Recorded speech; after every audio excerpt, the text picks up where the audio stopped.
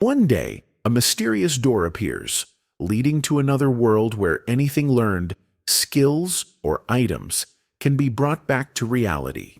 The story begins with a girl being harassed by a group of men. Yuya, a boy, steps in to speak against one of them, but they mock him for being fat and ugly before beating him up. Eventually, the police arrive, forcing the men to flee. The girl expresses her gratitude, but Yuya insists he is fine and walks away. It is then revealed that his grandfather taught him always to be kind and help those in need. When Yuya arrives home, his house is covered in graffiti filled with insults and name-calling. Since childhood, he has been bullied by everyone, and even his parents treated him poorly because, unlike his beautiful siblings, he was considered ugly. Things worsened in middle school, where he was frequently beaten at school.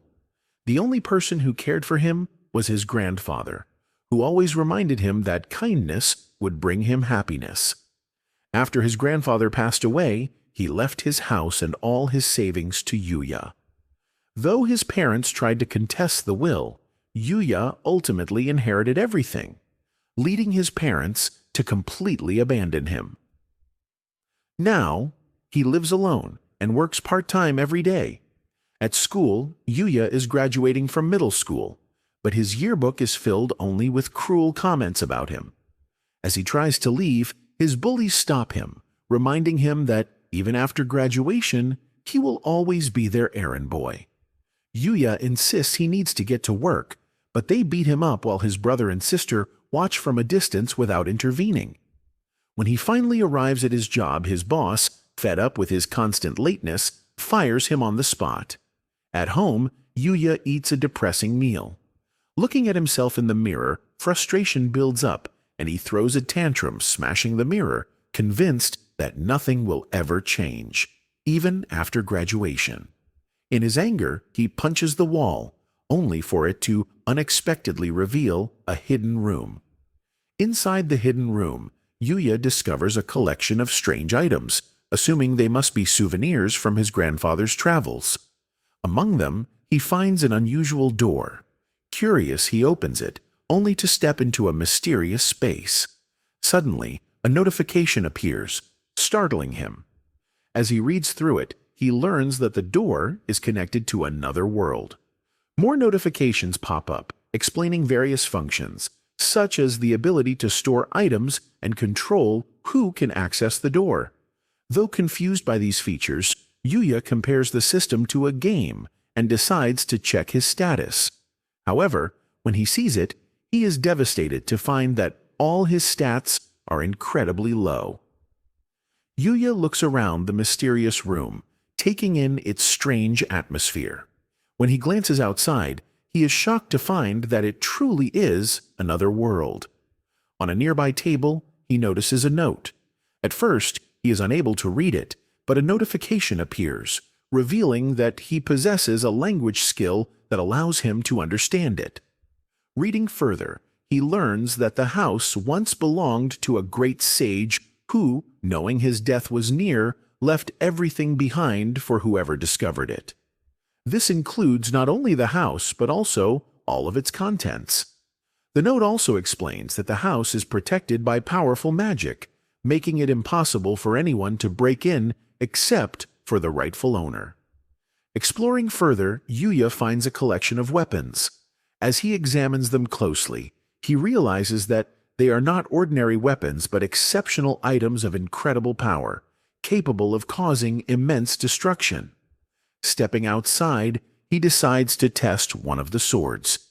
He grips it tightly and attempts to swing it, but his inexperience causes him to lose balance and fall over. However, despite his clumsiness, a notification appears, informing him that he has successfully learned a basic sword skill. Thinking it might be useful, Yuya trains with each weapon, discovering that they are all god-tier items. Through this, he gains several skills, yet his stats remain stuck at level 1, leaving him wondering how to increase them. After finishing, he stores the weapons away, but suddenly, a monster appears and attacks. Yuya is terrified at first, but quickly realizes that his house is protected. The creature is a level 300 bloody ogre, and it repeatedly smashes against the magical barrier. It even rips a tree from the ground, attempting to break through, but the barrier holds strong. Yuya hesitates, but then decides to fight back. He throws his spear, which pierces straight through the monster, killing it instantly. The spear returns to his hand as the bloody ogre vanishes, leaving behind a collection of dropped items. Yuya suddenly reaches level 100 and is shocked to see how drastically his stats have changed. After distributing all his points, he decides to call it a day. As he prepares to leave, a cash-out option appears, allowing him to convert the items dropped by the monster into money. Though confused by this unexpected feature, he gladly accepts it. Later that night, his body undergoes a transformation. When he wakes up, he realizes that his physique has completely changed, and his old clothes no longer fit. Unsure of what is happening, he remembers that his mirror is still broken, so he searches for something to wear. Inside the sage's house, he finds magical clothes that automatically adjust to fit the wearer and grant various magical bonuses. As Yuya wonders about the sage's true identity, he steps into the garden, only to be suddenly attacked by a level 200 slime monster. This time, Yuya calmly draws his spear and effortlessly takes down the monster. It drops some coffee slime along with a rare necklace that has the ability to restore his magic power. After leveling up again, he gains a presence detection skill and reaches level 150. Curious, he tries the coffee slime and is surprised to find that it actually tastes good. Wanting to prepare for high school, he decides to use some of the money he has earned to order a new uniform in time for the start of the semester. From then on, Yuya spends every day in the other world, fully immersing himself in training and exploration. For the first time, he begins to enjoy himself, slowly forgetting the depression that once weighed him down. One day, an elite goblin attacks his house, but Yuya is no longer the person he used to be. Moving skillfully, he engages in battle, expertly wielding his abilities, and ultimately using a special skill to destroy the goblin. Time flies, and the first day of high school arrives. The moment Yuya steps onto campus, he catches everyone's attention. Even his siblings seem surprised. In class, his former bullies approach him, but they don't recognize him and assume he is a transfer student. When he tells them he is Yuya, everyone is shocked and refuses to believe it. Later, he goes to the bathroom and sees his reflection for the first time since his transformation. He is stunned by his appearance. After class, his brother and sister confront him, questioning how he changed so much, but instead of praising him, they mock him.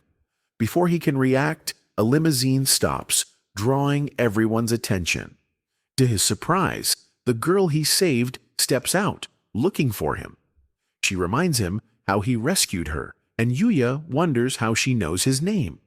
She explains that she looked into him to thank him and introduces herself as Kaori. Kaori asks if he would like to join Socia Academy, an elite school for the wealthy and powerful. Yuya is shocked, knowing how prestigious it is. We learn that Kaori is on the student council and that her father is the academy's chairman. Yuya is honored but doubts he is smart enough to join. His brother interrupts, demanding to be accepted instead, claiming he and his sister are superior in academics and sports. But Kaori refuses, saying they are only insulting Yuya when he is the one who saved her. Kaori reveals that she has already investigated them and is fully aware of how they mistreated Yuya. She then explains that Socia Academy values personality just as much as academics, so enrolling him wouldn't be an issue. Her assistant suggests taking Yuya to see the academy firsthand. Without hesitation, Kaori pulls him along, leaving his stunned siblings behind. They soon arrive at the renowned school, known for its exceptional students. There, Yuya meets the chairman, Tsukasa, who expresses his gratitude for saving Kaori. Yuya humbly insists it wasn't a big deal, but Kaori disagrees, reminding him that he was the only one who stepped in to help her. Tsukasa invites Yuya to enroll at the academy, and even offers to cover his tuition as gratitude for saving Kaori. However, Yuya hesitates, believing he won't fit in since only geniuses are usually accepted.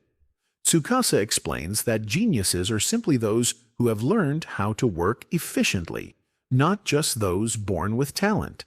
But Yuya still believes they possess something special from the start. Tsukasa reassures him that everyone has unique talents, and through challenges and enjoyment, he will eventually discover his own. Since Yuya is still young, there's plenty of time to grow.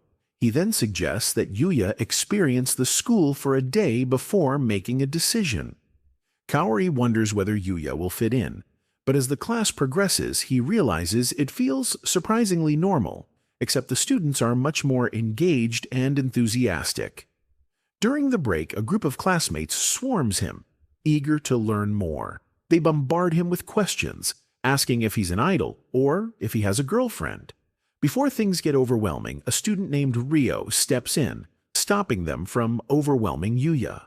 She then takes him to the cafeteria for lunch. Yuya is astonished by the menu, and when he learns that everything is free, he feels like he's in a dream.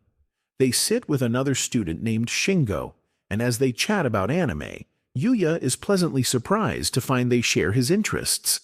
A teacher named Sawada enters, and Tsukasa introduces her as a brilliant scientist whose classes are both popular and easy to follow. As Yuya prepares for his first lesson, he worries he might be out of his depth but reminds himself that nothing could be worse than his old school. When he is called in, he introduces himself, but the entire class is left speechless. He immediately assumes they are judging him, unaware that they are actually shocked by how attractive he looks. Taking a seat in the back, he shares a book with the girl next to him. However, she seems distant, making him worry that she already dislikes him. As Yuya eats, he notices people staring at him and assumes it's because his uniform is different. Shingo then asks if he belongs to any clubs, but Yuya admits he isn't part of one. Rio, on the other hand, is also clubless, not because of a lack of interest, but because he excels in so many sports that he struggles to choose just one. Shingo shares that he's a member of the gaming club. Yuya is surprised that students are allowed to have consoles at school, but Shingo explains that it's fine as long as they don't play during class. As they continue discussing video games, Yuya starts feeling more at ease with them. At the end of the day, Yuya meets with Tsukasa, who expresses that he enjoyed their time together. After some thought, Yuya decides he wants to enroll in the school. As he steps out of the room, he bumps into Kaori, who eagerly asks if he has made his decision. When he tells her he's staying, she is delighted. She then invites him to join her after school, and they explore some shops in a well-known shopping district. Yuya wonders if this is where she usually spends time with friends, but Kaori admits she doesn't go out often. She explains that people tend to keep their distance because of her family and her father's influence, but she assures him that he feels different. Noticing Yuya's nervousness, Kaori suggests they visit a crepe shop. As he looks at the prices, he feels relieved that he has been cashing out from the other world. As they enjoy their crepes, they have a great time, and Yuya considers trying other flavors. However, he suddenly worries that eating too much might cause him to revert to his old appearance. Curious, he asks Kaori how she recognized him, despite his drastic change. She explains that while he is slimmer, she could still tell it was him because his eyes remain the same. Seeing that he wants to try more flavors, she offers him a bite of her crepe. Though a bit embarrassed, he takes a bite. Realizing how flustered he is, she hesitates, but he then offers her a bite in return. She nervously accepts, and some nearby girls watch, thinking they look adorable together. Later that night, Yuya heads back to the other world. Donning a full set of armor, he steps inside and faces the monsters that appear. Though still fearful, he fights back. cutting them down and reaching level 235. However, he notices that his leveling speed has slowed significantly, so he considers venturing beyond his house in search of stronger opponents.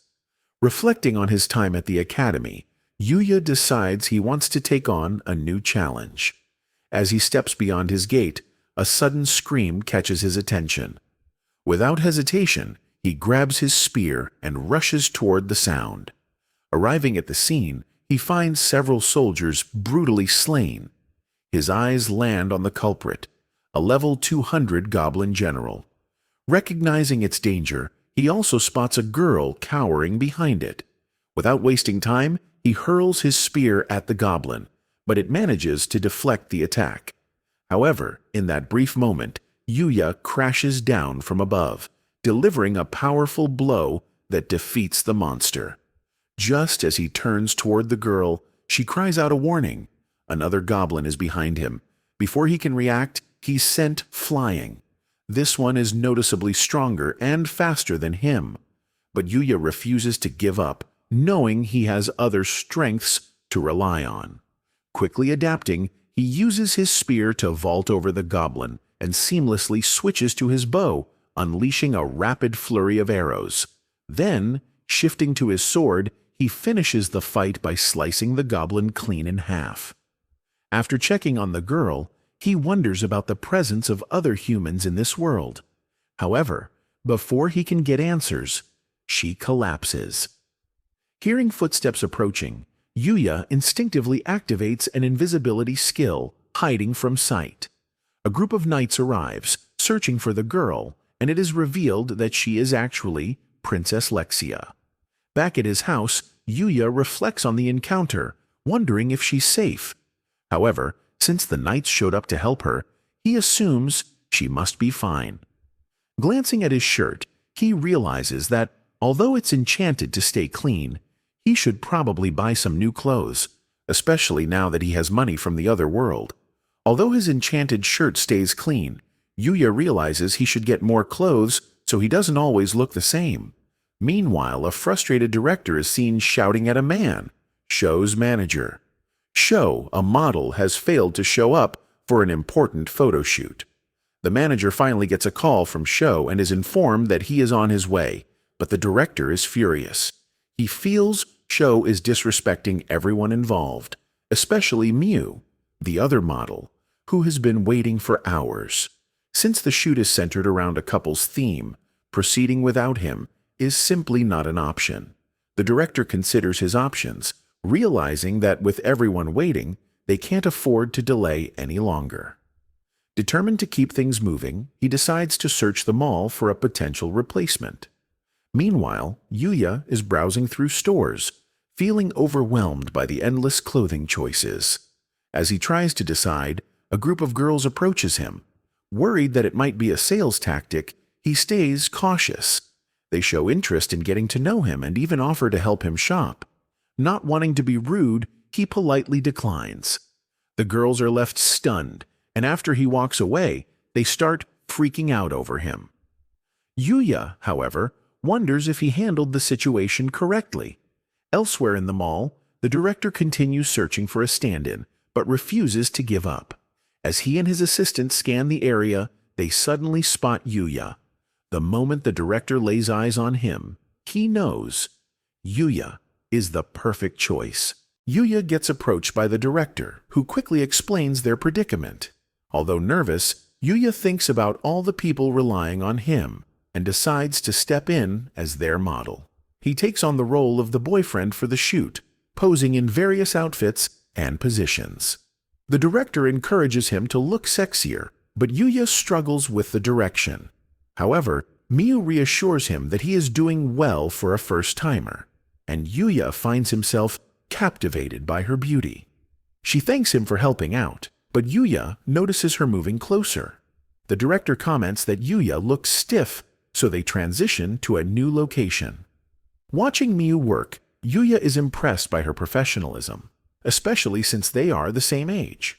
Determined to improve, he tries harder, but Miu suddenly grabs onto him for the next shot. As she presses against him, Yuya panics, and the director instructs her to get even closer. She wraps her arms around him, pushing up against him even more, making Yuya even more embarrassed as a crowd gathers to watch. In the other world, Princess Lexia reflects on the mysterious person who saved her. Determined to express her gratitude, she prepares to leave. Her knight, noticing her actions, asks where she is headed. She confidently replies that she is returning to the dark forest to find her savior. Her knight insists that no one could possibly survive in such a dangerous place, but Lexia remains firm, insisting she must thank the one who rescued her. When her knight warns her of the dangers, she declares that they will all accompany her this time. The knights exchange glances, wondering who she inherited such reckless determination from. Meanwhile, back at the mall, the photo shoot concludes, leaving Yuya completely exhausted. Miu approaches him with gratitude, thanking him again for his help. Just then, Yuya chokes on his drink, and Miu quickly offers him her handkerchief. However, Yuya hesitates, feeling self-conscious about his sweatiness. Yet, he also realizes he can't wipe it on his sleeve since the clothes aren't his. As he reflects on his modeling experience, he admires Miu's skills, but she humbly states that she simply improved over time, recalling the many mistakes she made when she was new to the industry. Yuya then thinks about how this was his first time wearing such stylish clothes, something he never had the chance to experience in the past. Yuya curiously asks Miu why she started modeling. She explains that, as a child, her parents were always too busy to spend time with her, so she wanted to be noticed. Once she gained fans, she kept going because she enjoyed bringing happiness to those who supported her. She encourages Yuya, telling him he can also pursue modeling if he wants, advising him to take things at his own pace and enjoy every moment along the way. As they talk, the director secretly snaps candid pictures of them, capturing their natural expressions. At that moment, Sho finally arrives, causing a stir among the crowd. Fans excitedly gather around him as he confidently approaches Miu, announcing that they can now continue the shoot.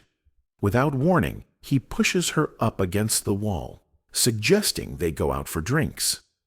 Yuya immediately notices Miu's discomfort. Unable to ignore it, he steps in and interrupts.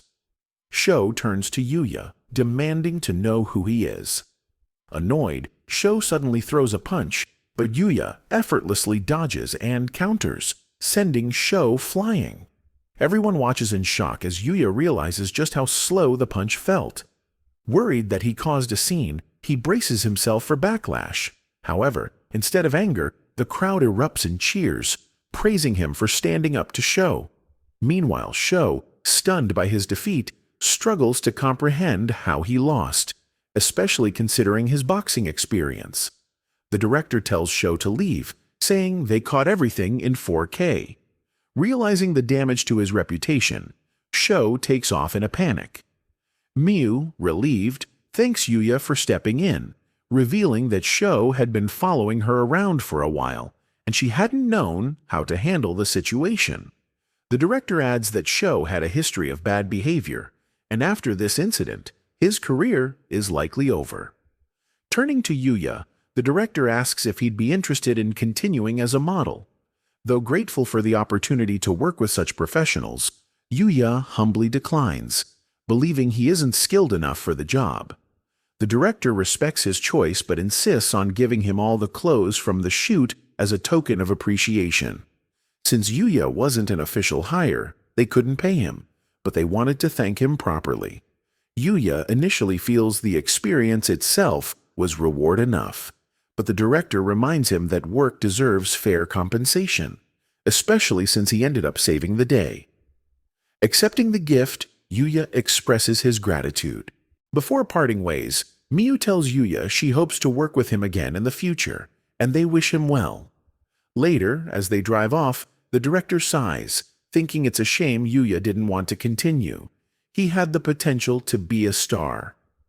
Looking over the photos, Miu finds herself thinking about Yuya and how different he is. Noticing her reaction, the director smirks, teasing her about possibly having a thing for him. Yuya sorts through his wardrobe, packing away his new clothes.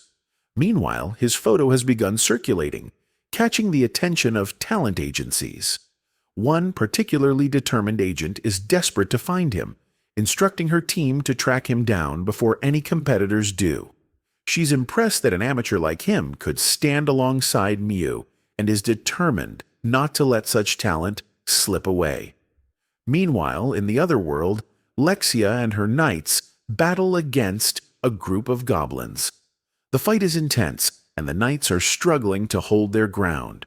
Suddenly, a goblin appears behind Lexia, ready to strike, but before it can, it is swiftly defeated.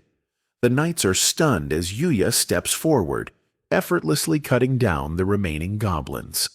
Lexia is relieved to see him again, proving he wasn't just a dream. After the battle, Yuya helps treat one of the injured knights. As he tends to them, Lexia steps forward, saying she came to the dark forest specifically to find him. Yuya, curious, asks what she wanted to tell him. Without hesitation, Lexia boldly asks if he will marry her. The entire group is left in shock. One of her knights quickly reminds her of her status as a princess, warning that they know nothing about Yuya. However, Lexia insists that none of that matters. It was love at first sight. As Lexia and Owen begin arguing, Yuya steps in, reminding them that the forest is dangerous. He invites them back to his house, shocking them with the revelation that he actually lives in the dark forest. They follow him and are amazed when they see his home, realizing how well-maintained and advanced it is compared to what they expected. Owen formally introduces himself as the captain of the Arzelian Knights and presents Lexia as the first princess of Arzelia, who is also second in line for the throne. Lexia thanks Yuya again for saving them, but now that he knows she's a princess, he starts worrying about how he should behave around her. However, Owen reassures him that since this isn't an official visit, he doesn't need to be so formal. After all, he is their savior. Yuya introduces himself, but they find his name unusual, suspecting he might be from another country. Lexia's imagination runs wild, wondering if he could be secret royalty from a faraway land, while Owen worries about the other implications of his origins. Owen then explains the real reason they were searching for him. After Yuya saved Lexia the first time, she didn't get a chance to properly thank him. Lexia reveals that she hasn't been able to stop thinking about him since that day. She expresses how this is the first time she's ever felt this way, and, once again, boldly asks him to marry her. Yuya is completely overwhelmed, thinking the proposal is happening way too suddenly. Seeing his reaction, Lexia realizes that love might not be as simple as she initially thought. Lexia, thinking about all the romance novels she has read, declares that love needs obstacles to be truly exciting. If things went too smoothly, it would be boring. So instead of rushing into marriage, she proposes that they start out as friends. Yuya, nervous because of his past experiences with relationships and social interactions, hesitates for a moment before agreeing. Seeing his reaction, Lexia smiles, determined to make this the start of something special. Owen then speaks up, saying there's another reason they came. The king himself wishes to meet Yuya to personally express his gratitude. Yuya is caught off guard, but before he can respond, Owen makes it clear. It's a royal command. Until Yuya accepts the invitation, Owen has no intention of leaving. With no way out, Yuya has no choice but to agree. Owen estimates that the journey will take around 5 days, including travel time. However, Yuya worries that this would disrupt the beginning of his new school life. He asks if the visit can be postponed, and Owen assures him that they are willing to wait until he is ready. As they prepare to leave, Lexia turns to Yuya with a confident smile, telling him to prepare himself, because the next time they meet, she fully intends to win his heart. Somewhere in the royal capital, a shadowy figure listens as a subordinate reports their failure. The assassins sent to eliminate Princess Lexia never returned. The dark forest had claimed them before they could complete their mission. The masked man remains silent for a moment, processing the information. Then he speaks, his voice laced with venom. If the assassins failed, that meant someone had protected Lexia. He demands to know who it was, but his subordinate has no answer. Annoyed, the masked man removes his mask, revealing a grotesquely disfigured face. He is no ordinary enemy. He is part of the royal family, someone with a personal vendetta against Lexia. His hatred burns deep, and he swears he will not allow her to escape him again.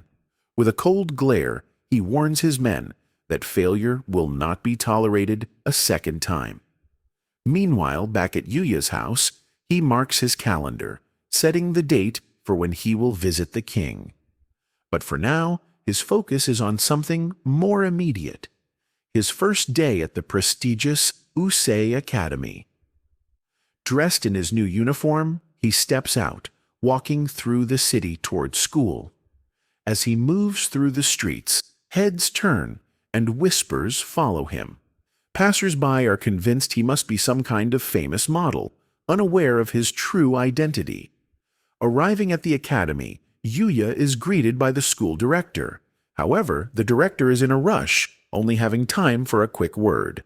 He encourages Yuya to enjoy his time at school before hurrying off, leaving Yuya standing at the entrance, ready to begin this new chapter of his life.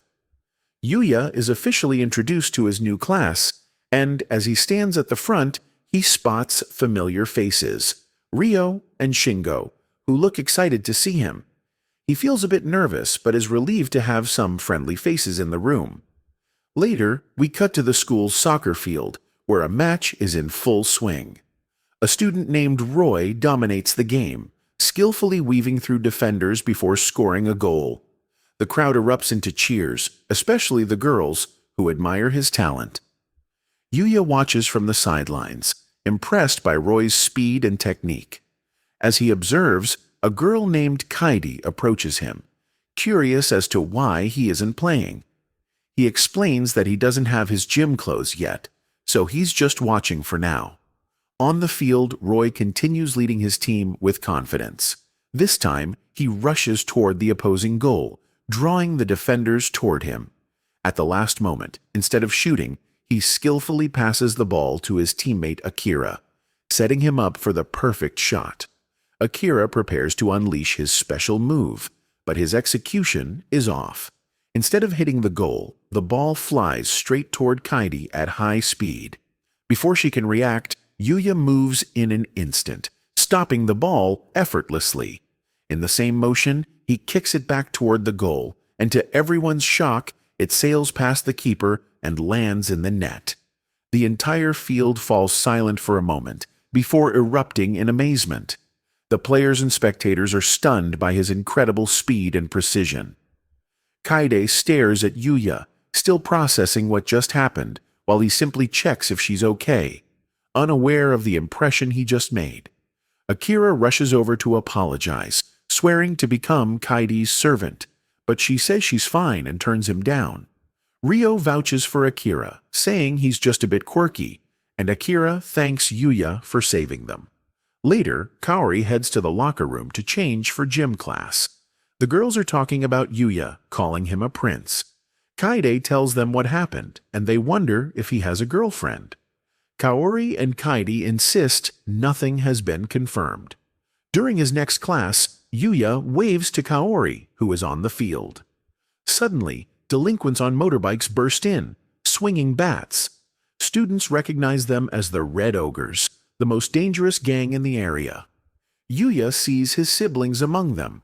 Yoda, his brother, points at Kaori, revealing she's the director's daughter. Yuya opens the window and jumps out, shocking everyone since they are on the 4th floor. But he lands unharmed. He charges in, facing his old bully Araki, who says it's time to teach him a lesson.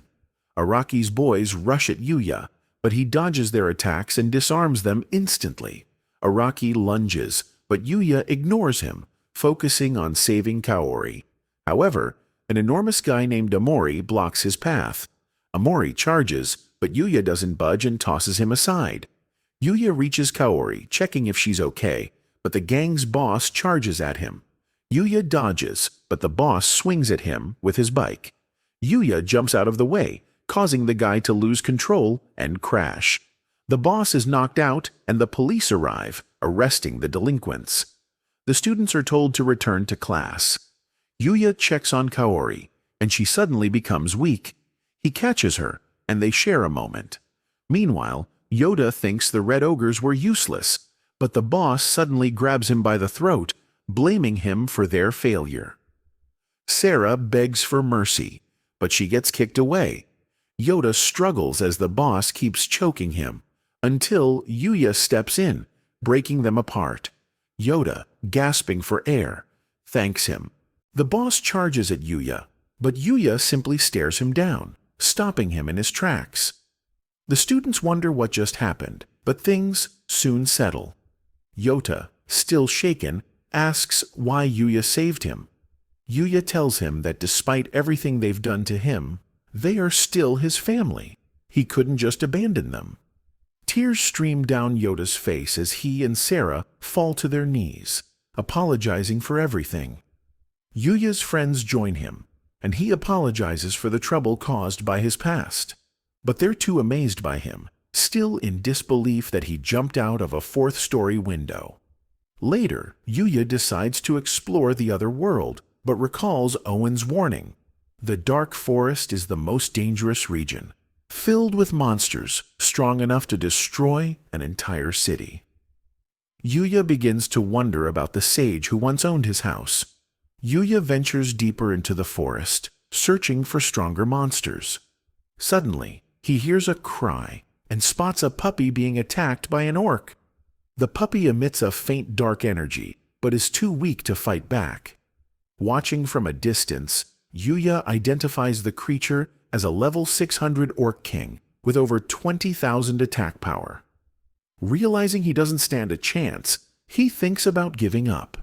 However, as the orc repeatedly stomps on the helpless puppy, Yuya remembers his grandfather's teachings. Unable to walk away, he decides to step in, even if it's just to distract the orc. He charges at the creature, but surprisingly defeats it with a single strike. Embarrassed, Yuya wonders why he took so long to act when the fight ended so easily. The victory reminds him of the ogre he defeated when he was still at level 1, making him question the insane power of the sage's weapons. When he checks on the puppy, it growls at him. He offers it a potion, but the puppy faints from exhaustion. Acting quickly, Yuya treats its wounds, and as the dog recovers, it begins warming up to him. Yuya tries talking to the puppy and learns that it's completely alone with nowhere to go. Feeling sympathetic, he offers to take it in. The puppy happily accepts, and suddenly, Yuya acquires a taming skill, making the creature his new companion. When he checks its stats, he's shocked to discover that the puppy is actually a level 500 black Fenrir. Impressed by its strength, he decides to give it a name. Noticing its sleek black fur, he calls it Knight, and the newly named pup excitedly jumps onto him. Returning home, Yuya examines the loot dropped by the Orc King. Among the items, he finds an S-ranked magic stone, as well as the armor and sword used by the monster. However, he realizes that the gear isn't compatible with humans, though it could potentially be reforged. Lastly, he notices a rare brush with the ability to stimulate hair growth. Instead of testing it on himself, he decides to use it on Knight, brushing through the pup's fur. Yuya checks his own stats and notices that he's still at level 235. He finds it odd that defeating a level 600 monster didn't give him any experience, but he figures he'll understand the leveling system eventually. Back in the real world, he leaves Knight at home and heads to school. Curious, he asks his friends if there are any pet shops nearby, revealing that he recently adopted a dog. Kaide lights up with excitement, immediately asking to see pictures. However, Yuya gets flustered as she leans in too close. Realizing this, Kaide quickly apologizes, and Yuya admits that he doesn't have any pictures, mainly because he doesn't even own a smartphone. His friends find it a bit unusual, but he explains that he never really needed one. They direct him to a nearby pet shop, though they mention they're busy after school and won't be able to go with him. Kaide, however, offers to take him instead. Yuya thanks her for the help, while Kaide briefly considers if this could count as a date, though she quickly brushes off the thought and tells him not to overthink it. When Yuya gets home, Knight excitedly rushes over to greet him. He shows Knight all the items Kaide helped him pick out at the pet shop, including a brand new collar. After putting it on, Yuya decides to take Knight for a walk. At the park, they quickly attract attention. People admire Yuya's cool appearance and Knight's adorable looks. As they stroll, he unexpectedly runs into Kaori. He introduces her to Knight, and she immediately starts petting him, finding him incredibly cute. Onlookers whisper among themselves, thinking that Yuya and Kaori look like a perfect couple. Kaori asks what breed Knight is, but Yuya awkwardly pretends not to know, since he obviously can't say he's a Fenrir. Still, Kaori can tell Knight is extremely intelligent and is glad that Yuya decided to adopt him. Suddenly, a familiar voice calls out to Yuya. It's Miyu, the model he worked with. She explains that she lives nearby and often comes to the park for walks. Yuya introduces her to Kaori, and as people start recognizing Miyu, the crowd around them grows even larger, amazed to see Yuya with yet another beautiful girl. Not wanting to cause a bigger scene, Miyu decides to leave, but mentions that she hopes to run into Yuya again. After she's gone, Kaori hesitates before asking if Miyu is his girlfriend. Yuya is shocked by the question, quickly explaining that they've only met once before and that someone like Miyu would be way out of his league. However, Kaori disagrees with him. Suddenly, a woman's scream echoes through the park as a man snatches her purse and takes off running. Kaori looks to Yuya, unsure of what to do, but he immediately commands Knight to go after the thief. While they check on the elderly woman, Knight quickly returns, dragging the struggling man back. Yuya tells Kaori to call the police, but before she can, the thief breaks free and lunges at her in desperation. Without hesitation, Yuya steps in, easily disarming and restraining him. The gathered crowd erupts into cheers, amazed by his strength and reflexes. Kaori, still shaken, thanks Yuya for saving her yet again. Once the police arrive and take the thief into custody, Yuya says goodbye and heads home with Knight. Yuya continues venturing deeper into the dark forest with Knight by his side. They encounter countless monsters along the way. When they come across another Orc King, Knight takes the lead, biting its neck and taking it down by himself. As they press forward, they spot a crystal deer at level 630. Yuya watches it while invisible, noticing its incredible magic stat. He wonders how to approach it, but the deer detects him instantly, forcing him to react. It charges at them, and they split up. Knight lunges, but the deer counters with magic, creating an explosion. It charges another attack, firing a powerful water blast at Yuya, but he barely dodges. Realizing they need teamwork, Yuya tells Knight to create an opening. Knight speeds around the deer, avoiding its attacks as explosions erupt everywhere. Finally, Knight lands a hit, giving Yuya the perfect chance to finish it off. Yuya examines the item drops and finds a peculiar box. Curious, he opens it and discovers a portable bath set that stays clean automatically and even has a privacy feature to prevent anyone from looking in. He's amazed by such an item and decides to test it. The bath offers multiple settings, but since it's too dangerous to use it in the forest, he returns home for the night and enjoys a relaxing bath with Knight. The next day, they encounter a needle roller, a monster known for its incredible speed. Yuya struggles at first but quickly adapts, predicting its movements and dodging its attack. The monster crashes into a wall, getting stuck, giving Yuya the perfect opening to take it out. As a result, he finally levels up to 240, while Knight reaches 510. Suddenly, the wall cracks from the impact, revealing a hidden cave. Intrigued, they decide to investigate. Yuya scans the area for enemies, but detects no signs of monsters. As they move forward, the cave suddenly lights up, revealing a massive chamber. Looking around, Yuya is stunned to discover a body. Knight, however, points out a book lying nearby. Curious, Yuya picks it up and realizes it's the Book of the Sage. As he reads, Yuya learns that the sage had mastered every skill, becoming so powerful that even the gods invited him to join them, an offer he declined. Suddenly, the book speaks to Yuya, warning him that as he grows stronger, people around him may begin to fear him. Yuya wonders how to prevent that, and then he hears the sage's voice, advising him to find people he can trust. The sage then asks if there's anything Yuya wants to know.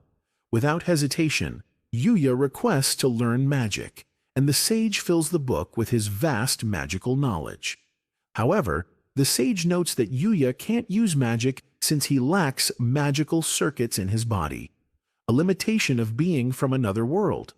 But instead of letting that stop him, the sage decides to pass on his own magical circuits, telling Yuya to seek happiness and live a good life. Back at his house, Yuya begins studying magic from the book. He starts by sensing the magical energy around him, unlocking the magic energy manipulation skill. The book explains that all he needs to do is gather energy in his hand and visualize the magic he wants to cast. Excited, he heads outside to test it out, imagining a ball of water. To his surprise, Knight is also learning alongside him. Yuya then fires the water ball at a tree, only to discover that it's far stronger than expected. It blasts straight through the trunk with ease. Meanwhile, in the royal capital, Owen delivers his report to the king. He explains Yuya's abilities, but the moment he mentions that the princess proposed to him, the king loses his composure, convinced that Yuya must have seduced his daughter. Back at school, Yuya finds himself lost in thought, reflecting on the sage's book. The warning about magic lingers in his mind, as the techniques he's learning are not widely known, even in the other world. The teacher brings him back to reality, reminding the class about their upcoming camping trip the following week. He then organizes them into groups of 4, placing Yuya with Kaide, Akira, and a girl named Rin. Kaide is thrilled for the trip, but when Yuya mentions that he doesn't have any camping gear, she quickly suggests they go shopping together. They arrive at the mall, where Shingo is surprised to see Kaori joining them. Ryo is also shocked, as most people find Kaori unapproachable due to being the director's daughter. But Kaori tells them to treat her like any other student. Yuya wonders where Akira is, and Shingo explains that he couldn't make it. They head inside and help Yuya pick out a backpack. After shopping, they decide to hang out and end up at an arcade. Shingo gets excited when he sees a crane game featuring his favorite character, but admits he's terrible at it. Yuya gives it a try, using his Detect Weakness skill to pinpoint the weak spot. He wins the figure in a single attempt. Seeing this, Katie asks him to win her a cat plushie, and once again, Yuya effortlessly succeeds. Yuya wins prizes for all his friends, and Kaori, experiencing an arcade for the first time, thanks him for her gift.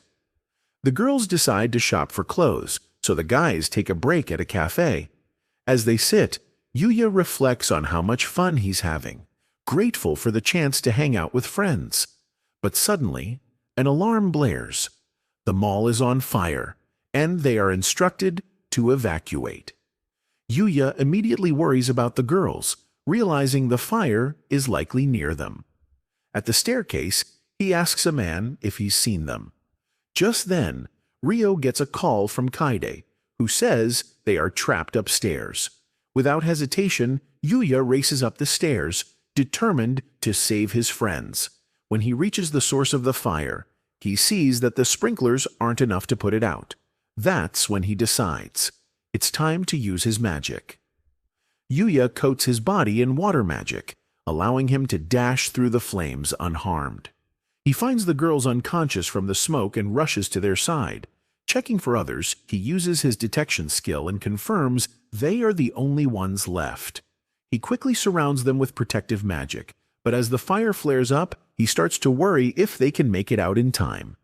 Meanwhile, Ryo and Shingo watch anxiously from outside, telling the officers that their friends are still trapped inside. But until the fire is contained, there's nothing they can do. Inside, Yuya searches for an exit, but debris crashes down, forcing him to dodge. In the chaos, Kaori drops the gift he gave her. With no clear way out, Yuya makes a bold decision. He gathers his magic and smashes through the building, creating his own escape route. The building trembles, but Yuya safely makes it out with the girls. They are quickly treated, and the firefighters scold him for being reckless. Kaori's father arrives, relieved and grateful that Yuya saved his daughter once again. Yuya returns the hairpin Kaori had dropped, and she hugs her father tightly. Watching them, Yuya reflects on what a real family should be like, but realizes he doesn't have anyone like that. However, when he gets home, night rushes to him, and he understands. This is his family. Yuya starts thinking about the possibilities of magic, remembering that it's just the manifestation of imagination. He wonders if he can use it for travel and focuses on a destination. To his excitement, he successfully opens a portal, arriving deep in the dark forest. However, he realizes he can only teleport to places he has already visited. Still, this means he can return home to feed Night even while on his school trip. Taking the opportunity to explore, they discover a cave filled with goblins. But with his legendary sword, they stand no chance against him. Inside, they uncover a collection of rare items and store them away using his storage skill. He notices how well he and Night are working together. As they leave, Yuya suggests calling it a day, but Night whines, eager to continue. Yuya says he needs to head back to prepare for his school trip, but Night suddenly dashes off. He follows, sensing something ahead, so he activates his invisibility to be cautious. He finds an injured girl facing several goblins. Yuya wants to help, but Night holds him back. An elite goblin attacks, smashing a tree, but threads suddenly block its path. The girl strikes, severing the goblin's arm. Yuya wonders about the threads, but then the goblins lunge at her. She defends with her threads, but the elite goblin lands a hit, knocking her out. As it moves in, Yuya jumps in with Night, taking down the goblins. Suddenly, a swarm of them appears. Yuya unleashes his divine whip, binding and crushing them all at once. He realizes just how overpowered the weapon is. It never misses and can attack multiple foes simultaneously. After the fight, Yuya wonders what to do with the girl. He considers taking her home, but Night seems against it. He doesn't want to leave her behind, but she suddenly wakes up, startled to be carried, and falls to the ground. Yuya hands her his healing juice, instantly curing her injuries. She's amazed by its effectiveness and asks who he is. Yuya introduces himself and Night, but Night remains wary. The girl, Luna, explains she was training when the elite goblin caught her off guard. She asks about the goblins, and Yuya casually says he defeated them. She's surprised. Since he carried her, she apologizes for being sweaty, but Yuya doesn't mind. She asks if there's a river nearby, so he offers his portable bath. As Luna bathes, Yuya keeps watch. She's shocked he owns such a rare item. He explains he got it from a crystal deer, impressing her. To Yuya, it's normal, but Luna secretly mentions she's on a mission, though he doesn't catch it. She asks him to train with her since they're both there for practice. Feeling bad for her, he agrees. They train together, helping each other improve. Luna takes down an elite goblin with her threads, and Yuya praises her. She insists she still has a long way to go for her mission. Yuya says he has to leave for a school trip, though she doesn't quite understand. He apologizes, but she thanks him for everything. On their final night of training, Yuya relaxes in the bath, but Luna suddenly joins him, wanting to share it. He panics, but she clings to him, expressing gratitude for their time together. She offers to wash his back, but when her towel slips, Yuya freaks out. Later, on the school trip, Yuya plays cards with friends. Kaide notices he looks tired, and he admits he didn't sleep well. He wins 5 games in a row, shocking everyone, but he assumes it's just luck. As he dozes off, he wonders if his high luck stat played a role in his encounter with Luna. Yuya wakes up as they arrive at their destination. The students change into their camping gear, and their teacher, Sawada, explains their task. They must survive off the land for 2 days. She mentions there are fish in the river and edible plants, but the students worry about poisonous ones. Sawada assures them that the school doctor is on standby, though they find her unsettling due to the screams often heard from her office. Akira suggests skipping food for a day, but Sawada shuts him down, explaining that this is a competition between classes. Yuya wonders if there's a reward, but Sawada reveals it affects her bonus, making the students less enthusiastic. Once left in the forest, Yuya asks what they should do first. Akira remains overconfident, but the others ignore him. Rin suggests that she and Akira gather plants, while Yuya and Kaide try fishing. At the river, they find all the best fishing spots taken. Kaide sighs, thinking they were too slow. They spot Rio, who confirms that the prime spots are already occupied. Kaide wonders if they should try something else, but Yuya uses his detection skill to find a hidden fishing area. Though full of fish, the water is too shallow for their fishing poles to work. Yuya has an idea. He steps into the river, recalling Luna's lessons on predicting movement. Compared to the dark forest monsters, the fish seems slow. With precise timing, he catches one with his bare hands. Kaide watches in awe as he grabs fish after fish. The other students stare, thinking he's insane. Realizing he may have caught too many, Yuya laughs, admitting he got carried away. He silently thanks Luna for her advice. In a dark corner of town, a puppet-filled shop stands in eerie silence. Luna swings her threads, slicing through them all effortlessly. She realizes her strength has improved and reflects on her time with Yuya. However, the truth remains. She has been an assassin since childhood. Yuya felt different, and she wishes she had met him earlier, thinking her life might have taken another path. But she knows such thoughts are meaningless. She is the feared headhunter, and she must focus on her next target. Back in the forest, Yuya and Kaide regroup with Rin, proudly showing off their catch. Rin is stunned to hear that Yuya caught all the fish with just his hands. Yuya looks around and notices Akira lying on the ground. Akira grumbles, complaining that Rin used him as a test subject for poisonous mushrooms and even as bait for bears. Yuya, concerned, checks his stats, but is relieved to see he's unharmed. Rin and Akira then reveal the plants they collected, and Yuya compliments them on their work. Using his skill, he removes the poisonous mushrooms they mistakenly picked. They then head toward the building, where their teacher is checking the students' gathered food for safety. On the way, Yuya runs into Kaori, who asks how his group is managing. They exchange thoughts on the experience before Kaori is called back by her team. Akira is surprised by how close Yuya is with Kaori, wishing he could be more like him. When their team presents their food haul to Sawada, she is impressed that they're the first group to return with such a large amount of safe-to-eat ingredients. She excitedly thinks about her bonus, but reminds them that their cooking skills will also be judged. When she asks who will cook, everyone points at Yuya. Sawada encourages him to do his best, joking that her bonus depends on him. Yuya feels she's being a little too obvious about her motives. Yuya starts preparing the food, relying on his experience from living alone and cooking in the other world. He manages to make an impressive meal, and as the team digs in, he watches their reactions. Just then, Sawada arrives, slightly tipsy from drinking, and is surprised by their meal. She takes a bite, and Yuya anxiously waits for her verdict.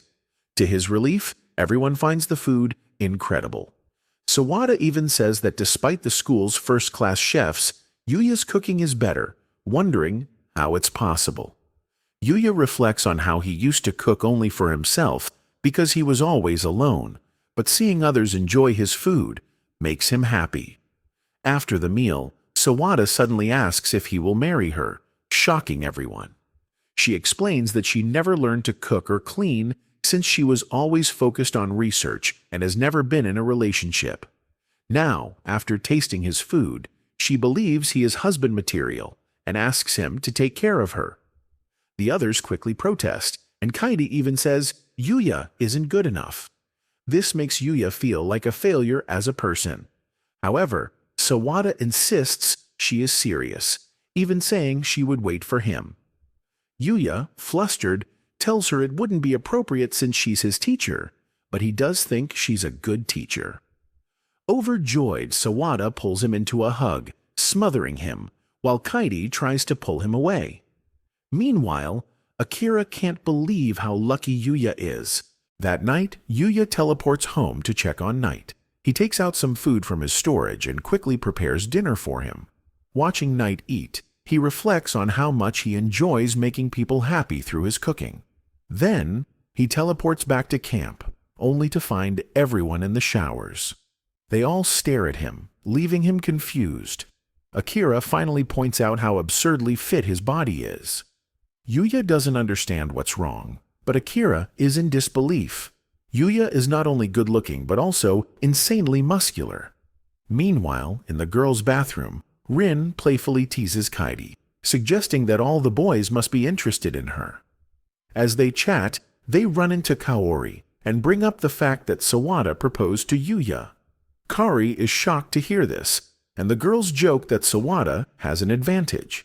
Kaidi seems motivated to make a move on Yuya herself. Kaori asks if she has feelings for him, but Kaidi quickly denies it. Rin, however, isn't convinced, saying she's too obvious. Kaori then starts wondering what kind of girls Yuya likes. The next morning, some students discover their belongings have been trashed, suspecting a thief. Akira looks nervous, while Yuya checks that their things are still safe. The group decides to head out in search of breakfast, but Akira freezes when he spots deep scratch marks on a tree.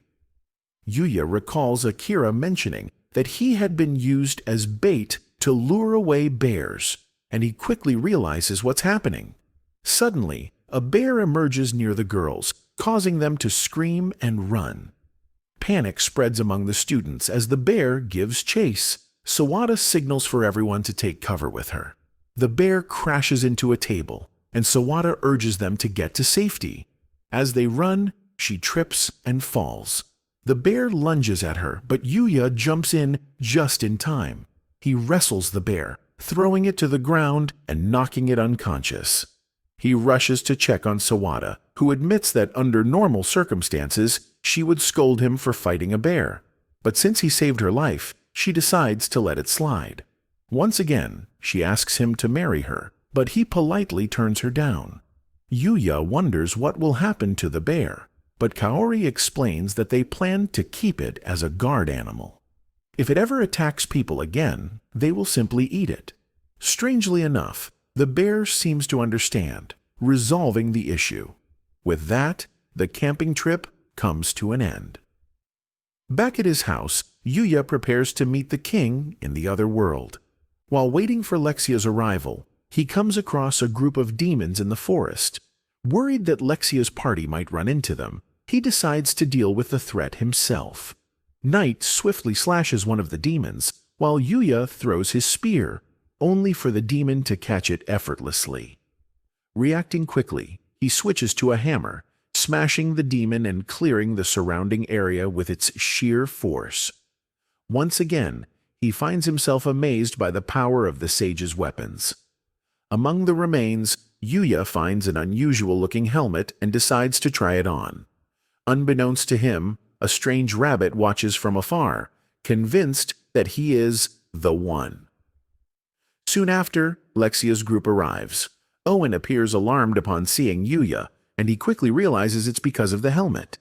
He removes it, and they all relax, happy to see him again. They formally invite him to the palace, but just as they are about to leave, Night suddenly pounces on Lexia. A tree collapses, but Yuya swiftly cuts it in half. Upon closer inspection, Yuya recognizes the threads used to manipulate the tree. They belong to Luna. He realizes Night was protecting Lexia. Owen, confused, asks what's happening, while Luna, frustrated by her failure, attempts to flee. However, Yuya moves faster, knocking her unconscious. Stunned to see that it's really her, he explains the situation to Lexia. She asks who Luna is, and Yuya reveals that she was the one behind the attack. It finally dawns on him that Night had sensed her presence all along. Concerned, Yuya insists on healing Luna's wounds and bringing her to his house to uncover the truth, unwilling to believe she is truly an enemy. Lexia grants his request just as Owen rushes over, scolding her for wandering off, but she brushes it off, declaring that she too will visit Yuya's house. Surprised, Yuya asks if she's certain. Lexia nods, saying she wants answers, not just about the attack, but also about his connection to Luna. Yuya decides to use his teleportation magic to return home quickly, leaving Owen behind. Lexia is shocked by his ability, and as they wait for Luna to regain consciousness, Yuya explains how he first met her in the forest, and how they even trained together. However, Lexia seems more interested in the teleportation spell he just used. Yuya casually explains that he simply thought about using magic for travel, and somehow made it work. Lexia is stunned, telling him that teleportation magic is considered nothing more than a myth. No one has ever been confirmed to use it before. She warns him that if people find out about his ability, it could even spark a war. She makes him promise not to use it carelessly in front of others. Suddenly, Lexia calls out to Luna, asking how long she plans to pretend she's still unconscious. Realizing she has been caught, Luna sits up. Lexia remarks that Yuya also knew she was faking but was too kind to call her out. She demands Luna explain herself, but Luna dismisses it, saying there's no point. She suggests they should just kill her. However, Yuya insists on hearing her story. Luna reveals that she was an orphan who survived by scavenging for food. Eventually, a man took her in and taught her how to read, write, and master the art of assassination. In time, she became a member of the Dark Guild. Curious, Yuya asks about the organization, and Lexia explains that they are responsible for various large-scale crimes. Luna continues, confessing that she has carried out countless assassinations, earning the feared title of the Headhunter. Lexia is visibly shocked, recognizing the infamous name. Yuya wonders if Night had known all along, remembering how he was wary of Luna when they first met. Luna then admits that her mission was to assassinate Lexia. Now that she has failed, her fate is sealed, whether by execution or by the Dark Guild, sending assassins after her to eliminate her for failing the mission. Yuya feels concerned for Luna, but she questions why he cares, reminding him that they barely spent any time together. However, Yuya insists that even though their time together was brief, it was meaningful to him, and he considers her a friend. Luna believes it's too late for her, but before she can continue, Lexia interrupts, offering her a position as her personal bodyguard. Luna is taken aback and asks what she means. Lexia explains that since only she and Yuya know about the assassination attempt, they can simply keep it a secret. As the princess's bodyguard, Luna would also have better protection from the Dark Guild. Luna thinks Lexia is out of her mind, pointing out that she's a criminal with blood on her hands from all the people she has killed. But Lexia disagrees, grabbing her hands and remarking on how soft they are, wondering how an assassin could have such delicate skin. Luna admits it's because of Yuya's bath. Even so, Luna refuses the offer, but Lexia quickly shuts her down, declaring that since she failed in her mission, she has lost, and losers must obey the winner's orders. With no other choice, Luna reluctantly accepts the position. Meanwhile, Owen and his soldiers are being pursued by goblins. His men are exhausted and forced to retreat, leaving Lexia's safety in Yuya's hands. Back at the house, Luna still can't believe how things turned out, thinking Lexia is a dictator. But Lexia's first demand as her new employer is to hear more about Yuya's bath. Luna explains that Yuya possesses a rare item that can create a bath anywhere, helping with fatigue recovery and even improving skin and beauty. Lexia is immediately intrigued and insists on using it. She then suggests taking a bath with Luna and invites Yuya to join them. Flustered, Yuya quickly declines, only for Lexia to call him a coward. The girls enjoy their bath, appreciating how relaxing it is. But out of nowhere, Lexia asks Luna if she has feelings for Yuya. Luna immediately denies it, saying they're just friends. However, Lexia insists she can tell Luna likes him, though Luna brushes it off, claiming Lexia is overthinking things. In response, Lexia confidently states that she intends to marry Yuya. Luna is caught off guard and protests, but Lexia points out that if they're only friends, Luna shouldn't have an issue with it. Unsure of her own feelings, Luna hesitates, and Lexia boldly declares that Luna is in love with Yuya. She then challenges her, saying they will compete for him, and whoever wins his heart first will be the victor. Luna is stunned, but, at the thought of losing Yuya, accepts the challenge, deciding she wants him for herself. Lexia grins, announcing that from now on, Luna will be both her bodyguard and her rival. After their bath, Yuya suggests making dinner.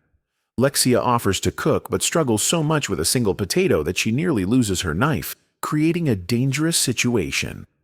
Seeing this, Yuya takes over.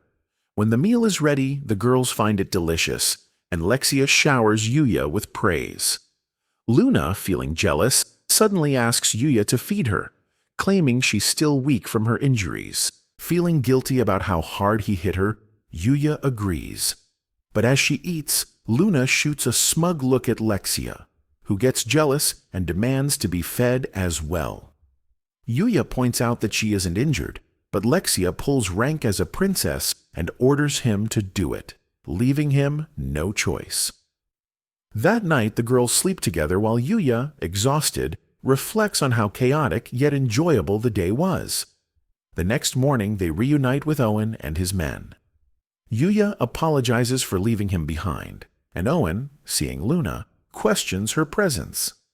Lexia bluntly reveals that Luna was an assassin sent to kill her, but will now serve as her guard. The knights are shocked, and Luna can't believe how casually Lexia exposed her secret. Owen immediately orders his men to surround Luna, but Lexia tells them to stand down. Owen refuses, saying she can't be trusted. However, Lexia reassures him that they even slept together the night before. If Luna wanted her dead, she would have done it already. Though reluctant, Owen backs down but warns they will be watching her closely. Just then, Yuya announces he won't be able to travel to the palace with them. Since they spent extra time at his house, he needs to return to school. Owen understands and tells him he's welcome to visit any time. He also gives directions to a nearby village where Yuya can get help reaching the capital in the future. As they say their goodbyes, Lexia urges Yuya to return soon. But before he leaves, Luna suddenly runs back to him, surprising him with a kiss and thanking him for everything. Lexia is horrified and demands to turn back so she can kiss him too. However, Owen chooses to ignore her and continues leading the group away. Yuya, still thinking about Luna's unexpected kiss, wonders if she really does have feelings for him. Unable to shake the thought, he decides to take a bath to clear his mind. Yuya suddenly notices a strange creature that has somehow sneaked in. Before he can react, a notification pops up, informing him that he has just tamed it. The creature looks confused at first, but ultimately accepts the situation. Curious, Yuya decides to check its stats, only to discover that his appraisal skill has leveled up. Now, he can see the creature's abilities as well. One particular skill stands out: Holy Ground. Intrigued, he activates it to see what it does. A radiant field of light appears around them, and Yuya instantly feels a surge of power. Impressed by its abilities, he decides to name the creature. Observing its appearance, he chooses to call it Akatsuki. Just then, Night reminds him about the time, making Yuya realize he needs to hurry back to school. During class, Sawada makes an announcement. They will be competing in a ballgame tournament, and the results will affect her bonus. Encouraging everyone to give it their best, she stresses the importance of winning. The first event is soccer, and their class is split into 2 teams. Since Yuya isn't familiar with the rules, he is placed as goalkeeper. As the match starts, Ryo dominates the field, effortlessly weaving past opponents and scoring a goal on his own. Kaide is amazed by his performance, but Rin smirks, hinting that their team has a secret weapon. Nudging Kaide, she tells her to jump up and down. All the guys get distracted, allowing Akira to steal the ball from Ryo. Feeling confident, he rushes past everyone and takes a shot, but Yuya stops it effortlessly. The entire field falls silent, stunned by his reflexes. Unsure of what to do next, Yuya asks Ryo for advice. "Just throw it as hard as you can," Ryo says. Taking his words literally, Yuya launches the ball with full force, sending it straight into the opposing goal. Confused, he wonders if that counts as a point. A modeling agency approaches Yuya, inviting him to join the industry. However, he declines, saying he enjoys his current life at school. The chief is shocked but doesn't give up easily. Just then, Miu appears, trying to convince Yuya as well. His friends are surprised to see them together, and Yuya casually explains that they once worked on a project. A magazine cover featuring them together confirms his words. A gust of wind blows a sports competition poster their way, and Kaori chases after it. Seeing this, the agency chief suddenly gets an idea: to cover the school event and feature Yuya. Excited, she rushes off to get approval. Meanwhile, in the other world, Yuya defeats a skeleton monster, but feels like he hasn't grown any stronger. Determined, he ventures deeper into the forest, finding a grove of hard black trees that even his strongest attacks can't damage. Suddenly, he notices Akatsuki looks unusually big, but then realizes Akatsuki is actually behind him. Before he can react, a mithril boar charges straight at him.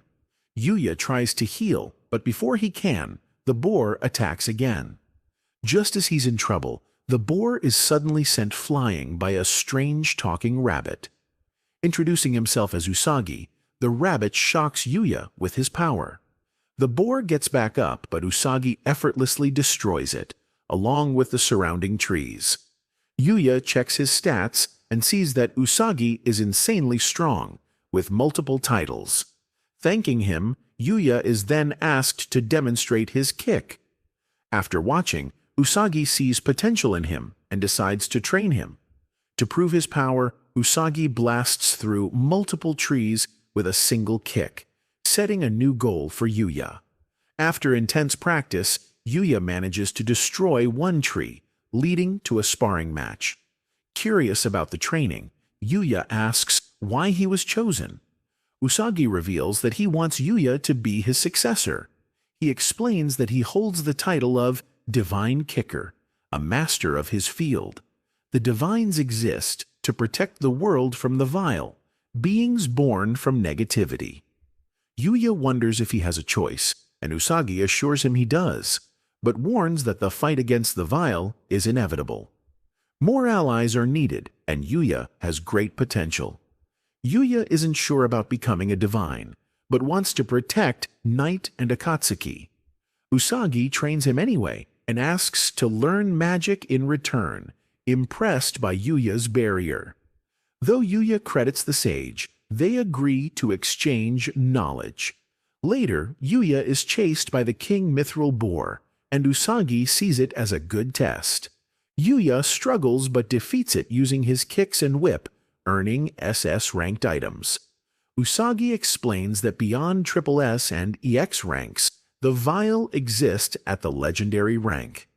Suddenly, Yuya gets an evolution notification and starts glowing.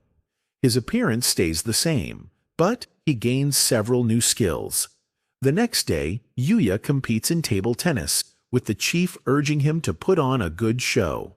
His opponent, a national champion called the Sniper, delivers a devastating serve that Yuya misses, but compared to the mithril boar, it's nothing. He easily returns the next serve, breaking the table. He forfeits to avoid injuring anyone, and the photographers complain that he moved too fast to capture. Kaide drags Yuya into volleyball to replace an injured player, with the chief following. The match begins, but Yuya's hit pops the ball and wrecks the court. The opposing team instantly forfeits, and the photographers miss the shot again. Suddenly a scream. Kaori's teammate is carried off, warning Yuya about a dangerous serve.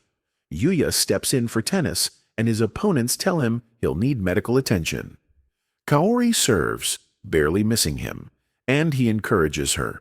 Kaori serves again but accidentally throws her racket, and Yuya realizes she was the one who injured her previous teammate. Taking over, he returns every shot and leads the team to victory. Kaori tries to help but tosses her racket again and nearly falls. Yuya catches her, and the chief finally snaps a perfect shot of them. After the event, Kaori walks home with Yuya, thanking him. She offers to treat him to food, but Yuya says he's just happy spending time with her. Instead of replying, Kaori suddenly kisses him. Meanwhile, Usagi battles one of the vial, defending himself with magic. His opponent is shocked. He shouldn't be able to use magic. He thanks Yuya for teaching him, and the girl, realizing Yuya is a bigger threat, decides to target him instead. At the agency, the chief reviews their latest issue, pleased with Yuya's photos. Her subordinate worries other agencies will chase after him, but she smirks, confident in a plan to make sure Yuya won't refuse them. At Yuya's house, he and Kaori study together. Yuya thanks her for helping with math, but she says it's no problem since he's been teaching her English. However, Yuya knows it's really thanks to his language comprehension skill. A flashback shows them walking home, discussing their upcoming exams.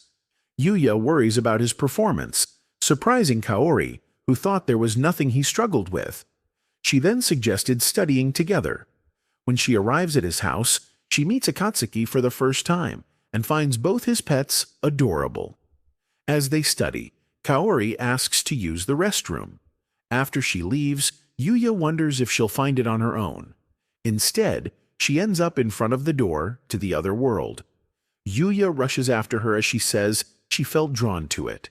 Nervously, Yuya explains that the door connects to another world and tells her to try putting her hand through it. Kaori places her hand on the door, but a barrier stops her. Yuya explains that only those he allows can pass through. Curious, she asks about the other world, and Yuya describes it as a place filled with monsters and magic. To prove it, he demonstrates his magic, leaving Kaori amazed. He explains how this world gave him the skills to fight off delinquents at school and save everyone from the fire at the department store. Still finding it hard to believe, Kaori hesitates until Yuya offers to show her firsthand.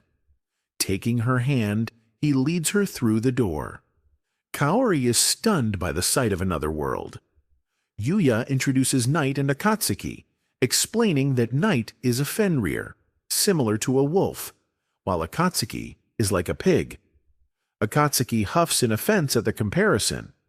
Suddenly, Kaori's status window appears, and Yuya explains how abilities in this world are measured by stats. He's surprised that her starting stats are much higher than his were, recalling how he started with just 1 point in everything. He admits that leveling up changed his appearance, making him feel like he cheated his way into acceptance. Kaori, uninterested in that thought, asks to explore more. Yuya warns of the dangers beyond his barrier, but promises to show her more another time. She makes him pinky promise, and as they share this secret, she feels even closer to him. Meanwhile, in the capital, Lexia returns to the palace, and the king immediately notices Yuya isn't with them. Owen explains that their plans changed, and the king suspects it has something to do with Luna. Without hesitation, Luna confesses that she attempted to assassinate Lexia. Enraged, the king draws his sword, ready to execute her. He lunges forward but suddenly stops, impressed that Luna remained calm, knowing his blade can cut through anything. Lexia, furious at her father, declares that it was her choice to make Luna her guard. She warns him that if he harms her, she will never forgive him. Shocked and devastated, the king reluctantly acknowledges Luna as Lexia's guard. Afterward, the king questions Owen about Luna's past. Owen explains that she was once the infamous headhunter of the Dark Guild. The king then asks how this connects to Yuya, and Owen reveals that Yuya was the one who captured Luna and even took both her and Lexia to his house. Upon hearing that Lexia stayed overnight at a man's house, the king erupts in a fit of rage, vowing to cut Yuya down. Owen tries to assure him nothing happened, but the king refuses to believe it without proof. Meanwhile, the masked man who once tried to kill Lexia is revealed to be Rhaegar, the first prince. His subordinate informs him that a supporting noble hired Luna to assassinate Lexia, but the plan failed due to Yuya. To make matters worse, Luna has now become Lexia's personal guard. Hearing that Yuya was also invited to the palace, Rhaegar formulates a plan. He hands his subordinate a powerful tool, a magic sealing barrier. This device will nullify all magic within its range, rendering the king, guards, and mages powerless.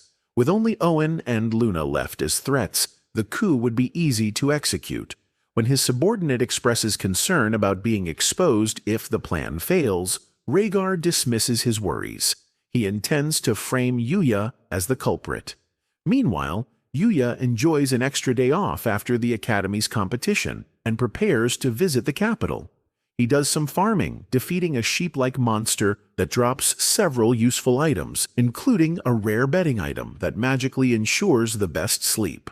Later, Yuya visits a nearby town and is surprised to see cat girls exist in this world. At the guild, he tries to trade since he lacks money. The guild master, puzzled by Yuya's name and unfamiliar background, assumes he must be a noble based on his refined appearance.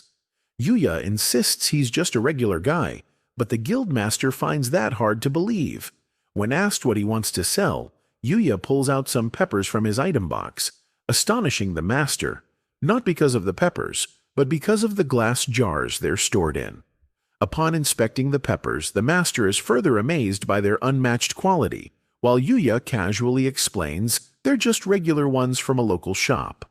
The master eagerly offers 100 gold coins for the batch. Yuya, unsure of the currency's value, asks if that's a lot. The master explains that an average family can live comfortably on just 5 gold per year, making 100 gold enough for 20 years. Impressed by Yuya's potential, the master also provides him with a guild card for identification. When Yuya inquires about reaching the capital, the master directs him to the stagecoach. Upon arrival, Yuya is stunned by the bustling city. Akatsuki points toward the massive palace, making Yuya feel out of place. He hesitantly heads inside, where Owen greets him, informing him that they'll head straight to see the king. Yuya panics, feeling unprepared, but Owen reassures him it's just an informal meeting. Inside the chamber, Lexia and Luna wait as Yuya greets the king. However, the king immediately brings up Lexia's marriage proposal, convinced Yuya seduced his daughter. As tensions rise, Owen steps in to calm him. Still unimpressed, the king scolds Yuya for not bringing a gift for Lexia. Panicked, Yuya quickly offers the rare bedding set he obtained from the sheep monster. Lexia is flattered by the gift, but the king's face turns red with rage, thinking Yuya is openly seducing his daughter. Owen quickly intervenes, explaining that Yuya doesn't know their customs. Confused, Yuya asks what he did wrong, and Lexia explains that gifting bedding is a marriage proposal, implying he wants to share a bed with her. Realizing his mistake, Yuya panics as the king prepares to cut him down. Before the situation escalates, assassins suddenly storm the palace. The king orders his guards to attack, but one of the intruders activates a magic ceiling barrier, disabling all magic. The assassins charge in, but Yuya swiftly takes them down, fighting alongside Night. The battle ends in an instant, and Lexia clings to Yuya, praising him. Annoyed, Luna tries to pull her away while the king glares at Yuya, clearly displeased. Owen examines an emblem on one of the fallen assassins and confirms the culprit, Prince Rhaegar. As news of the attack spreads, the king locks himself away in his chambers. Meanwhile, Owen approaches Yuya, requesting his help in keeping Lexia safe.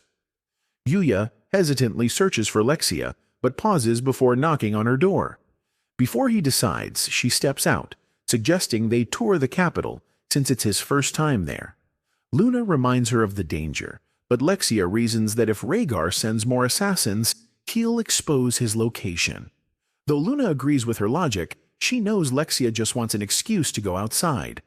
Luna insists that Lexia should stay in the castle while she takes Yuya around, but Lexia refuses, not wanting to leave them alone together. Owen offers to guide Yuya instead, suggesting both girls remain in the castle, but they immediately reject his idea. In the end, all three of them go, with Owen watching from a distance. Lexia excitedly drags Yuya toward the jewelers, but Luna has different plans, and the two bicker over where to go. Their argument draws attention, and bystanders assume Yuya must be a noble to have two stunning women fighting over him. As they explore, Yuya expresses interest in the Adventurers Guild. He mentions registering with the Merchants Guild on his way to the capital, prompting Luna to suggest he should also join the Adventurers Guild. Since he frequently hunts monsters, it would help him trade materials and earn money through quests. Wanting to go on quests with him, Luna decides to register too.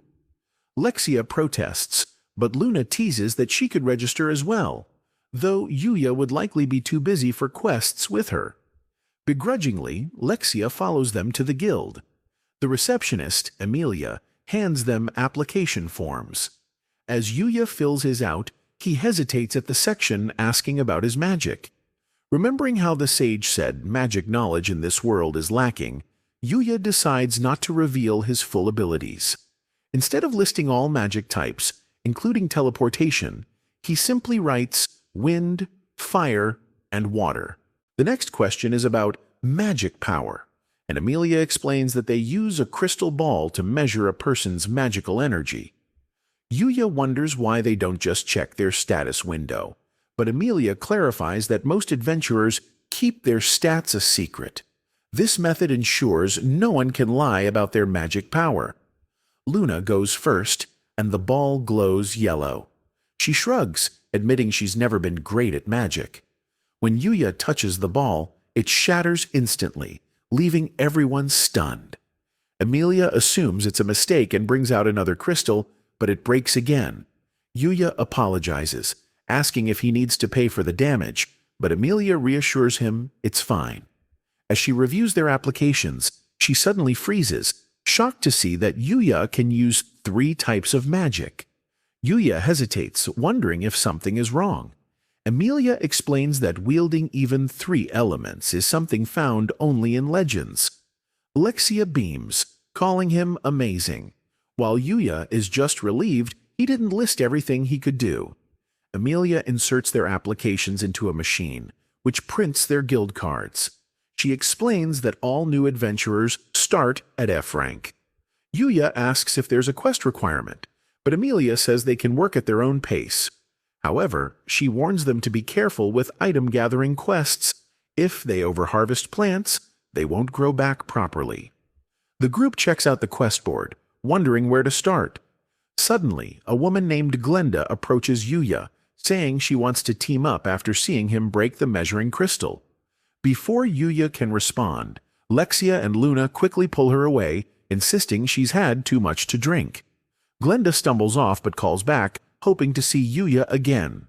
Lexia immediately reconsiders joining the guild, now determined to protect Yuya from other women. Luna sighs, reminding her that Owen already struggles to keep her under control. Their first quest takes them into the field to gather herbs. Yuya is surprised that his discernment skill even provides harvesting instructions. Luna struggles to avoid damaging the roots, while Lexia is just happy to escape the commotion. She suddenly challenges Luna to a contest. Whoever gathers the most valuable herbs wins a full-day date with Yuya. Owen reminds them not to overharvest, but the two girls run off, leaving Yuya alone. While searching, Yuya finds a mana healing plant, and Akatsuki tries to help, but only digs up a highly poisonous one. The girls return, eager to show off their herbs. But before Yuya can check them, Owen rushes over, announcing that they've discovered the first prince, Rhaegar's location. He asks for Yuya's assistance. Lexia and Luna head back to the castle, while Yuya and Owen hurry toward the hideout. They arrive at an abandoned house where everything seems too quiet. Owen wonders if the prince has already been captured, but as they step inside, a knife suddenly strikes one of the soldiers. They turn to find Prince Rhaegar holding a guard hostage, threatening his life. Yuya reacts instantly, sending Knight to the rescue. The wolf swiftly disarms Rhaegar, freeing the hostage. With Owen's men surrounding him, Owen orders the prince to surrender, but Rhaegar refuses, wildly slashing at them. Then, unexpectedly, the prince raises his weapon against himself, declaring he is worthless. Owen hesitates, unsure what to do, but Yuya doesn't. He steps forward without fear. When Rhaegar suddenly lunges at him, Yuya swiftly takes him down. Owen thanks Yuya, and they prepare to take Rhaegar away. But suddenly, an explosion shakes the building, tearing it apart.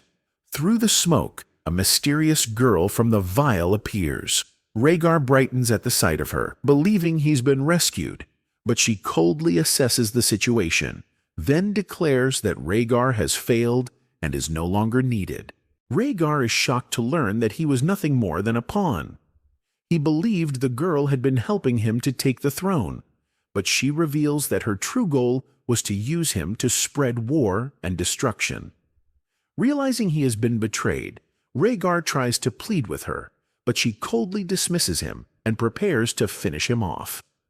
Owen moves to stop her, but an arrow suddenly strikes the ground in front of him. Yuya looks around, trying to locate the source, but the girl unleashes a relentless barrage of arrows, forcing everyone on the defensive. Owen demands to know her intentions, and she calmly states that her goal is to wipe out humanity. The knights struggle against her, realizing she can predict their movements, making it almost impossible to land an attack. As she moves in for the kill, Yuya counters with his magic, blowing all the arrows away and stopping her assault.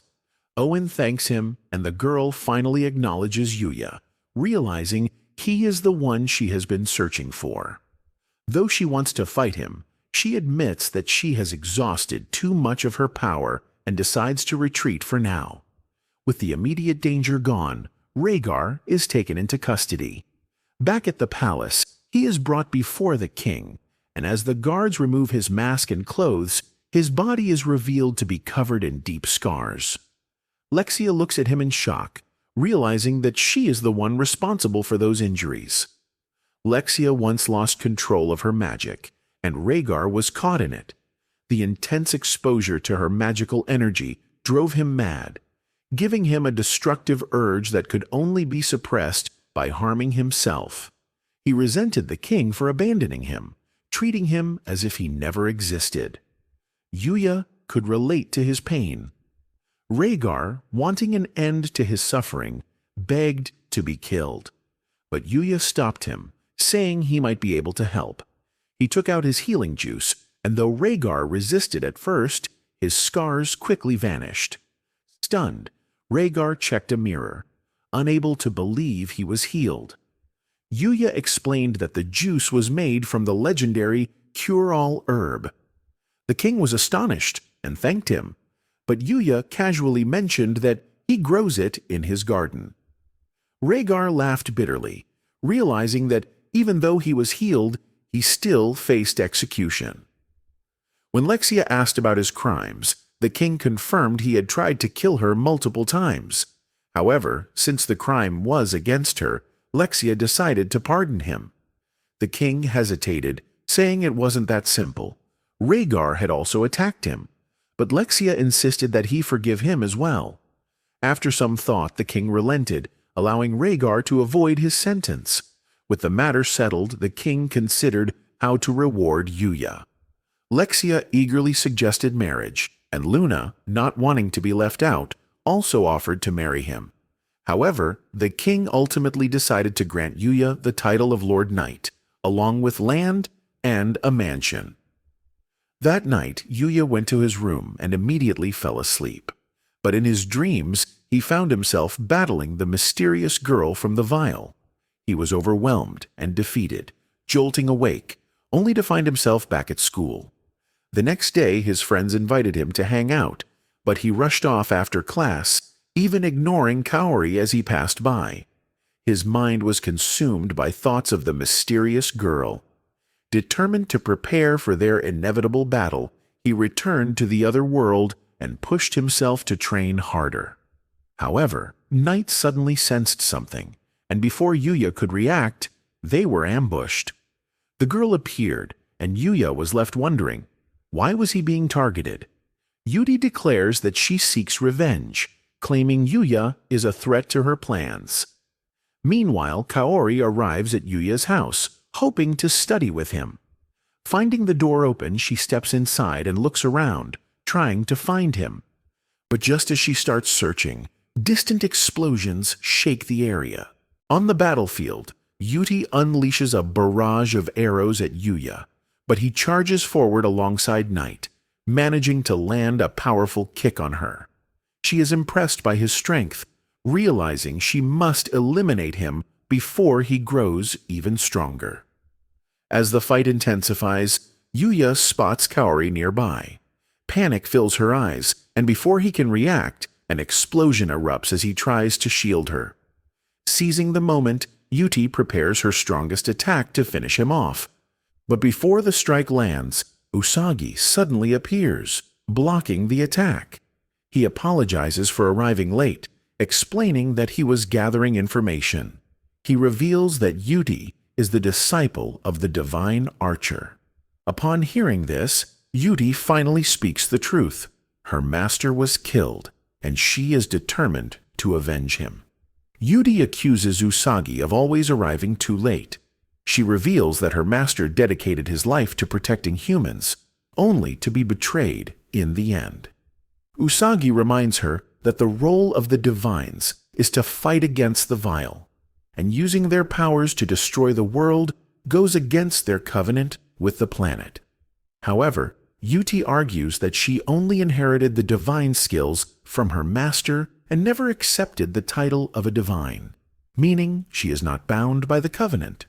The battle continues, and Yuya mimics Usagi's earlier move to create an opening. Taking advantage of it, Usagi lands a powerful kick on Yuti. But she refuses to abandon her revenge, convinced that humans are worthless.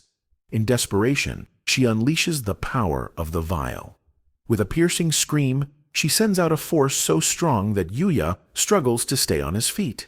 She then charges at Usagi, and they exchange fierce blows. Usagi takes a direct hit, and the fight seems to be turning against them.